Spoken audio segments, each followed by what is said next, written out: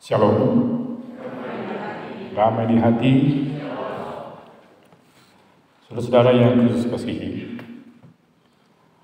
sebagai orang Kristen dan dalam terang iman Kristiani, apakah kita harus pro teknologi atau anti teknologi?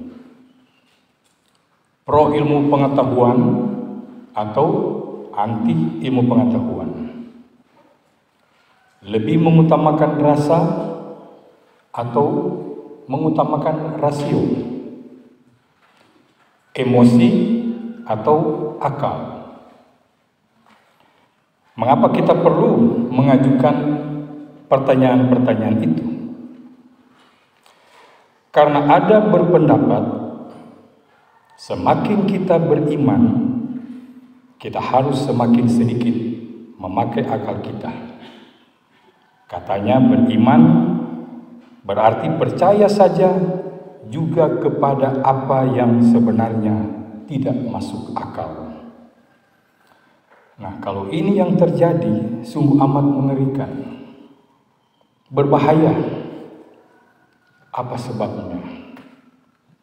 Sebab itu berarti dunia ilmu akan dikuasai oleh orang-orang ateis yang tidak beragama, dan sebaliknya agama akan dikuasai oleh orang-orang yang picik dan fanatik, yang cuma menuruti emosi dan bukan akal sehat.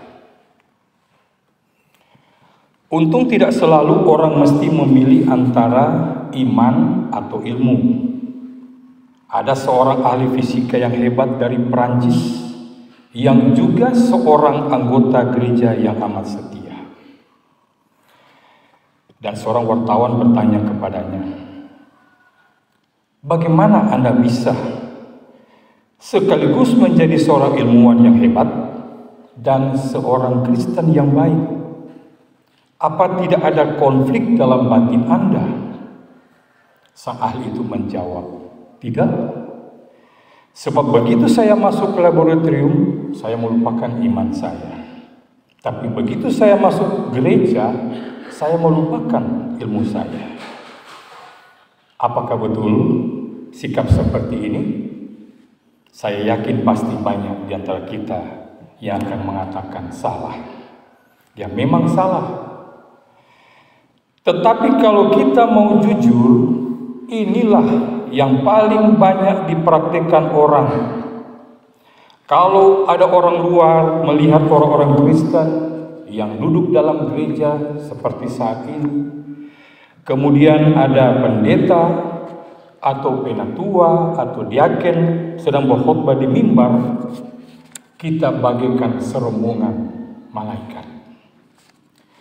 Tetapi amat boleh jadi orang itu akan kaget ketika besoknya dia melihat orang Kristen yang sama di tempat yang berbeda. Ini kan penatua yang kemarin di mimbar.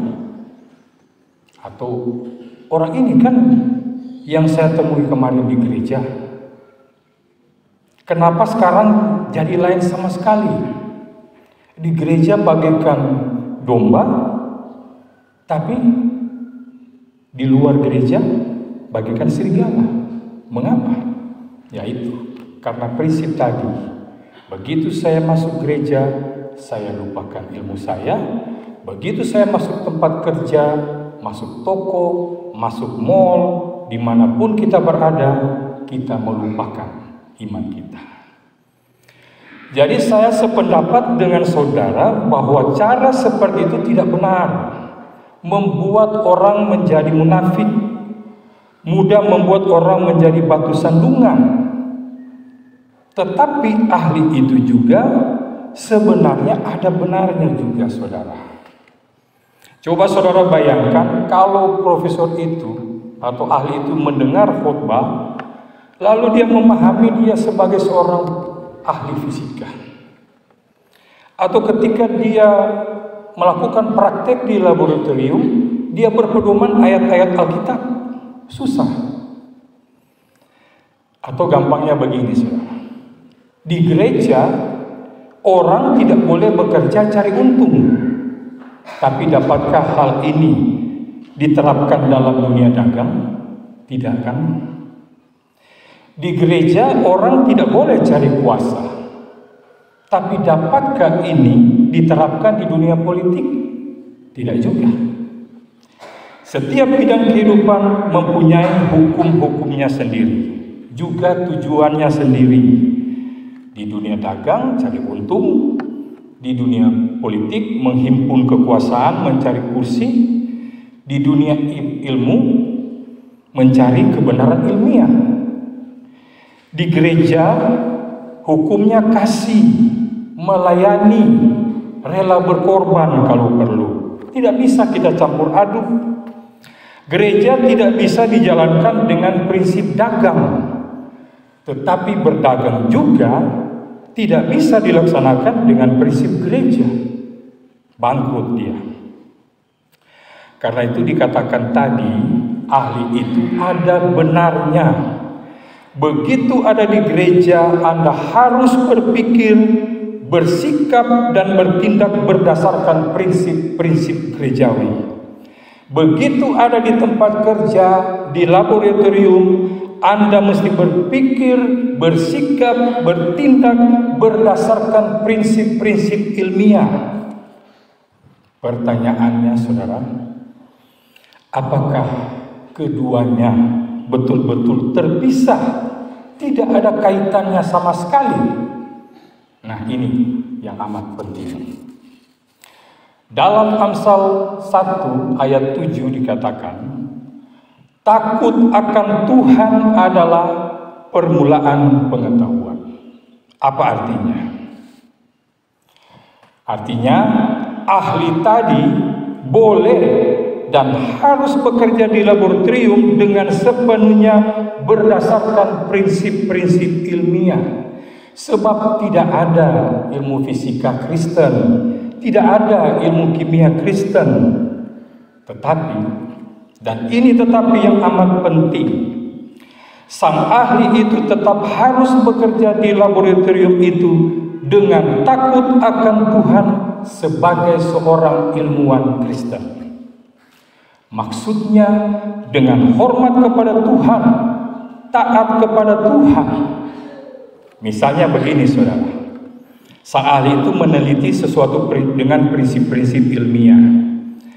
Dari penelitian ilmiahnya dia menemukan sesuatu yang secara ilmiah merupakan penemuan yang luar biasa, yang akan membuat dia menjadi ilmuwan terkenal. Tetapi sang ahli itu tahu, kalau penemuan ini diumumkan, penemuan ini akan menjadi senjata pemusnah yang mengerikan. Disinilah ilmuwan Kristen dan prinsip takut akan Tuhan harus bekerja. Dia harus memilih untuk tidak mengumumkan hasil penemuannya itu. Sama seperti dunia dagang, saudara, tidak ada dagang Kristen. Dagang, ya dagang. Tetapi ada pedagang Kristen. Seorang pedagang Kristen boleh dan harus mencari untung sebanyak-banyaknya dalam takut akan Tuhan. Maksudnya, cara mencari untung tidak boleh dengan mencelakakan atau membunuh pihak lain. Tidak boleh dengan cara-cara curang. Kemudian keuntungannya itu dimanfaatkan untuk kesejahteraan banyak orang. Nah, dengan cara seperti ini bisa saja kita temui seseorang itu menjadi ilmuwan yang baik sekaligus orang Kristen yang baik. Bisa menjadi pedagang yang sukses sekaligus menjadi orang Kristen yang baik. Menjadi politikus yang hebat sekaligus orang Kristen yang baik. Dimanapun dia berada, ia takut akan Tuhan, taat kepada Tuhan, hormat dan mengasihi sesama manusia. Yang munafik, saudara, adalah bila orang berprinsip Kalau berdagang, dia benar-benar bertindak seperti binatang ekonomi, meraup keuntungan sebanyak-banyaknya dengan cara apapun juga, kalau perlu dengan menyingkirkan, membunuh pihak lain. Lalu, supaya kelihatan menjadi orang Kristen yang baik, 10% hasil dari korupsinya, 10% dari hasil curangnya dipersembahkan ke gereja. Ini semua namanya menyogok Tuhan, bukan takut akan Tuhan. Ingat saudara, manusia diciptakan oleh Tuhan dengan kemampuan untuk menaklukkan dan menguasai alam ciptaan Tuhan, termasuk di dalamnya manusia diberi akal budi untuk mengembangkan ilmu pengetahuan dan teknologi. Dalam pembacaan kita ayat 1-3, Tuhan berfirman kepada Musa, "Lihat, telah kutunjuk Bezalel bin Uri bin Hur dari suku Yehuda, dan telah kupenuhi dia dengan roh Allah, dengan keahlian dan pengertian dan pengetahuan dalam segala macam pekerjaan." Selanjutnya dalam ayat 6b, Tuhan juga berkata, "Dalam hati setiap orang ahli telah kuberikan keahlian. Haruslah mereka membuat segala apa yang telah kuperintahkan kepadamu." Itu berarti ilmu pengetahuan dan teknologi pada dirinya adalah baik adanya. Itu berarti ilmu pengetahuan dan teknologi digunakan untuk maksud-maksud Tuhan, antara lain dalam pembacaan kita membangun kemah suci, dan juga untuk kebutuhan manusia. Ketika manusia tidak dapat berlari secepat kijang, manusia dapat menciptakan mobil kijang supaya dia bisa secepat kijang, malah lebih cepat dari kijang. Ketika manusia tidak dapat terbang seperti burung, tetapi melalui ilmu pengetahuan dan teknologi, manusia menciptakan pesawat terbang supaya manusia bisa terbang lebih tinggi dari burung. Ketika manusia dulunya hanya beribadah di gunung-gunung, di alam terbuka, tetapi melalui ilmu pengetahuan teknologi, manusia bisa membuat gedung gereja untuk beribadah. Bisa ditambah lagi saudara, televisi, komputer, telepon seluler untuk mempermudah manusia dalam pekerjaan, informasi dan pengetahuan.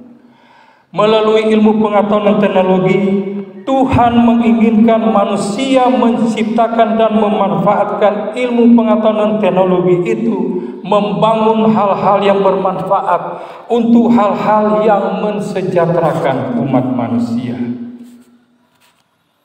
Tapi kita juga harus waspada, karena ilmu pengetahuan teknologi bisa saja dipandang sebagai musuh iman kita tatkala kita membiarkan iman kita digerogoti, digoyahkan, bahkan diracuni oleh ilmu pengetahuan dan teknologi. Contohnya saudara, ketika mobil dan sepeda motor memotong kaki kita, karena itu membuat kita malas berjalan kaki ke toko yang jauhnya hanya sekian meter saja. Ketika kalkulator dan komputer kononnya dapat membekukan syaraf-syaraf kecil kita, sebab kita tidak terbiasa lagi memeras otak secara manual. Ketika televisi berhasil melumpuhkan semangat membaca buku dan kerinduan bertemu dengan dan bergaul dengan kerabat kita, bahkan melumpuhkan semangat kita beribadah ke kolom ataupun rumah gereja. Dan ketika telepon seluler telah berhasil merusak kemesraan berumah tangga, karena setiap orang mempunyai dunianya dan grupnya masing-masing, sehingga kadang-kadang ibu rumah tangga kebingungan menyaksikan setiap anggota keluarga ternyata lebih memilih makanan yang disajikan oleh benda ajaib yang disebut HP daripada tertarik pada hidangan hasil karyanya. Itu kalau ibu rumah tangga jamu masak.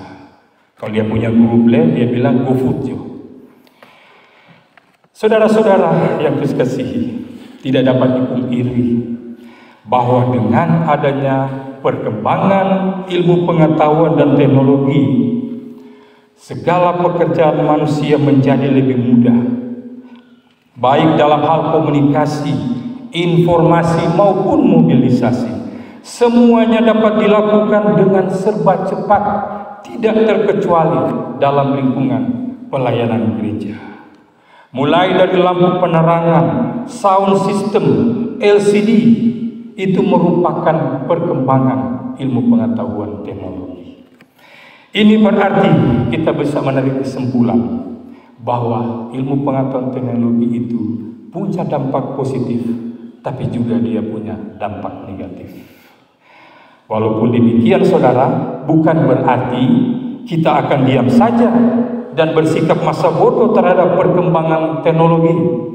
Pada dasarnya manusia memang diberikan skill atau keahlian intelektual, pengetahuan untuk berinovasi, menciptakan sesuatu.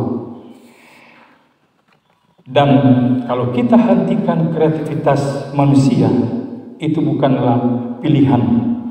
Pilihan kita hanya dua saudara, yaitu bersikap acuh tidak acuh dengan konsekuensi kita menjadi terbelakang, atau kita bersikap bijaksana dan menjadi berkembang.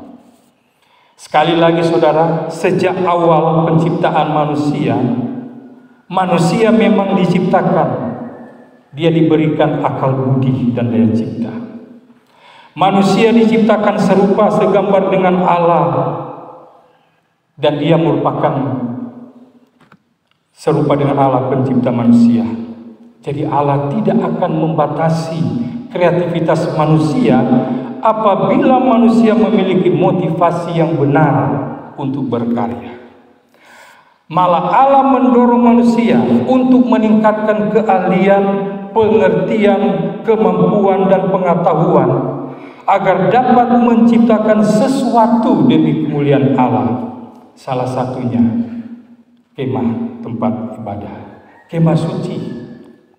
Namun bukan berarti kita berpikir sempit dan menganggap bahwa kemampuan yang perlu kita tingkatkan hanya di seputaran gereja. Tentu itu salah satu contoh yang baik, tetapi itu bukan satu-satunya saudara. Kita bisa memuliakan Allah dengan ilmu pengetahuan teknologi pemberian Tuhan itu dengan berkontribusi terhadap lingkungan sosial, di tengah-tengah lingkungan sekolah, di tengah-tengah lingkungan kampus, lingkungan tempat bekerja, di lingkungan di mana kita berada. Kalau kita bisa menjadi teladan yang baik, mampu memanfaatkan ilmu pengetahuan teknologi itu untuk memanfaatkan kesejahteraan banyak orang, bukankah ini patut dibanggakan? Tetapi ingat, itu bukan karena kehebatan, bukan karena kemampuan atau kepintaran kita, melainkan karena Allah yang memberikan rohnya sehingga kita dapat melakukan dan menyelesaikan banyak hal. Dan kita berharap orang-orang yang melihat hal itu akan mempermuliakan nama Allah. Dan pada akhirnya kita juga harus menyadari bahwa di dunia ini kita hanyalah sebuah alat, sama dengan perkakas, bagaikan obeng, bagaikan pahat, bagaikan gergaji yang ada di tangan empunya ilmu pengetahuan dan teknologi, yaitu Allah sendiri. Tuhan Yesus memberkati kita semua. Amin.